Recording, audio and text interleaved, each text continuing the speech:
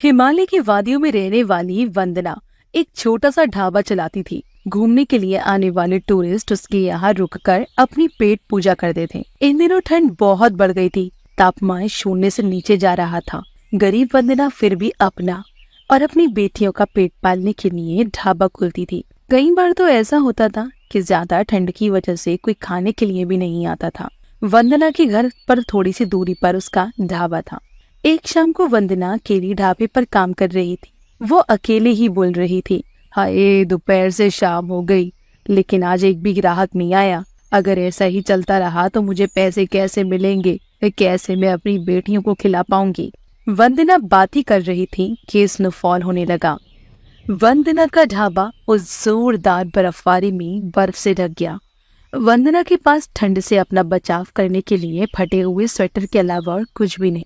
इधर उसकी बेटियां अनीता, वनीता और सुनीता भी अपनी माँ की राह देख रही थी। बर्फबारी इतनी ज्यादा हो रही थी कि वो तीनों चाहकर भी वंदना को लेने घर से नहीं जा पा रही थी। तीनों एक दूसरे का हाथ पकड़कर चूल्हे के पास बैठी थी। उस चूल्हे की आग से वो तीनों ठंड से बचने की कोशिश कर रही थी। तब वनीता कहती है, सुनीता दीदी, माँ अभी तक नहीं आई, कहीं बर्फ के तूफान में तो नहीं फंस गई होंगी? हाँ, मैं भी तो माँ की राह देख रही हूँ वनीता, लेकिन अब क्या करें समझ नहीं आ रहा। दीदी, हम चलकर माँ को ले आएं क्या? नहीं नहीं, इस तूफान में अगर हम बाहर निकले ना तो हम भी तूफान की चपेट में आ सकते हैं। हम थोड़ी देर माँ का इंतजार और करते हैं, ठीक है? हाँ, बस माँ ठीक होनी चाहिए। इधर ठंड के मारे वंदना का बुरा हाल हो रहा था। उसके आसपास भी कोई नहीं था कि उसकी मदद कर सके। ढाबे की खिड़की टूटी हुई थी। उस खिड़की से ठंडे बर्फ के गोले अंदर आ रहे थे। कुछ ही देर में वंदना का शरीर ठंडा पड़ने लगा। उसे हाइपरथर्मिया हो गया था। सुबह होने तक वंदना दम तोड़ चुकी थी। सुबह बर्फबारी कम हो गई और अनीता, वनीता और सुनीता अपनी माँ को ढूंढने के लिए ढाबे की तरफ निकल पड़ी। और जैसे ही वो तीनों ढाबे पर पहुंची, सामने का नजारा देखकर तो उनके होश उड़ गए थे। पूरा ढाबा बर्फ से ढक चुका था। उन्हें डर लगने लगा। उन्होंने वंदना को पुकारना शुरू करा। काफी देर तक आवाज लगाने के बाद भी जब वंदना नहीं आई, उन तीनों यूं परेशान देख वहीं से गुजरने वाले लोगों ने उनकी मदद करने के लिए कहा। उन्होंने जैसे तैसे बर्फ को हटाया। बर्फ के नीचे वंदना की लाश पड़ी हुई थी।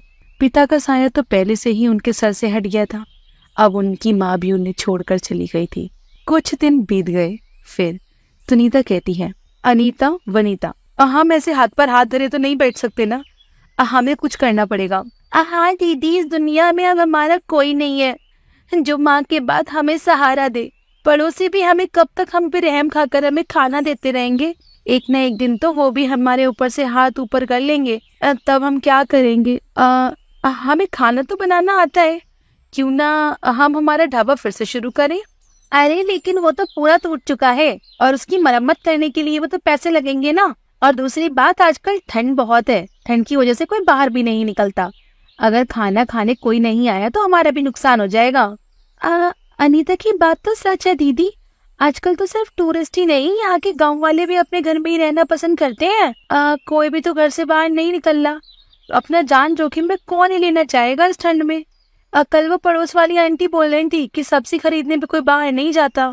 ये तो सोचने वाली बात है। अगर लोग हमारे पास नहीं आएंगे तो हम उनके पास जाके खाना बेचना पड़ेगा ना। लेकिन कैसे दीदी? वही सोच रही हूँ। हम एक काम कर सकते हैं, हम घर घर जाकर खाना बेच सकते हैं। एक आइडिया है। क्यों ना हम पुरानी साइकिल पे खाना बेचे? हाँ, ये बढ़िया है। सुनीता दीदी घर में खाना बनाकर बड़े बड़े टिफिन में भर कर देंगी और वनीता दीदी और मैं जाकर उसे बेच देंगे। हाँ, ये सही हो सकता है। इससे हम लोगों को घर से दूर भी जाना नहीं पड़ेगा और गर्मा गर्म खाना दरवाजे पर ही मिल रहा है।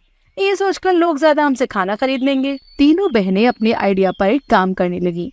अगले दिन सुनीता ने बहुत सारा खाना पकाया। फिर उन्हें बड़े बड़े टिफिन में भरकर अनीता और वनीता ले जाने लगी। साइकिल चलाते हुए दोनों बोल रही थी, ले लो, गर्मा गर्म खाना ले लो, ताजे ताजे छोले भटूरे, मोमोज, सोया चिल्ली, एक बार खाओगे तो बजाओगे ताली। सिर्फ दरवाजे तक आओ और खाना ले जाओ। साइकिल की घंटी बजाते हुए दोनों जा रही थी। उनकी आवाज सुनकर कुछ लोग अपने घर से बाहर आए। अनीता वनीता की मीठी बातें सुनकर उन्होंने खाना खरीद लिया और दोनों को पैसे दे दिए। उन्हें सुनीता के बनाए हुए खाने का स्वाद बहुत अच्छा लगा। दोपहर तक दोनों का सारा खाना बिक गया। जब वो वापस जा रही थी तब एक आंटी कहती हैं, अरे सुनो लड़कियों। हाँ आंटी कहिए। अरे थोड़ी देर पहले जो खाना मैंने खरीदा था ना वो बहुत स्वादिष्ट था। एक काम करना कल भी ले आना। वो सोया चिली मेरे बेटे को बहुत पसंद आई तो थोड़ी ज्यादा लेते आना। हाँ आंटी, हमारी दीदी ना बहुत अच्छा खाना बनाती है, हम पक्का ले आएंगे। अनीता और वनीता घर वापस आ गई। आधा दिन काम करके तीनों को कुछ पैसे मिले थे। अगले दिन के लिए पहले ही ऑर्डर मिल चुका था। अगले दिन सुनीता ने और ज्यादा खाना बनाया। सुनीता और वनीता वो सारा खाना बेचकर वापस आई। सुनीता के हाथ का स्वाद और वनीता अनीता की मीठी बोली लोगों को पसंद आ रही थी। धीरे धीरे तीनों को अच्छा का फायदा होने लगा। कुछ महीनों के बाद मौसम साफ हो गया। ठंड कम हो रही थी, लेकिन अब भी सुनीता, अनीता और वनीता अपनी साइकिल ढाबा चला रही थी। अब लोग घर से बाहर निकलकर अपना काम कर रहे थे, लेकिन वंदना की तीनों बेटियों के साइकिल ढाबे के खाने का स्वाद लोगों की जुबान पर ऐसा चढ़ा था कि उनका दिन दुगनी रात चौगनी तरक्की कर रहा था।